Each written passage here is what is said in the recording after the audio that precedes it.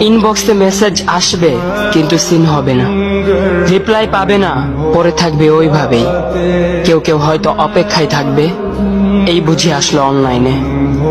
আবার কেউ কেউ হয়তো টেরও পাবে না, কেউ একজন নেই, কেউ একজন হারিয়ে গেছে। হঠাৎ একটা সময় কারোর হয়তো মনে পড়বে, কে জানি আর নেই।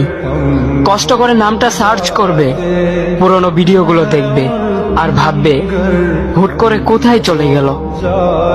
আবার কেউ কেউ হয়তো একদিন দুই দিন না পেয়ে ফ্রেন্ড লিস্ট থেকে আনফ্রেন্ড করে দেবে। যখন আমি থাকবো না তখন আমার স্মৃতি কারোর মনে পড়বে, হয়তো পড়বে আবার হয়তো পড়বে না।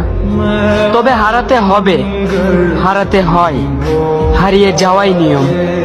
পার্থক্য একটাই, কেউ আয়োজন করে হারায় আর কেউ হুট করে হারায়।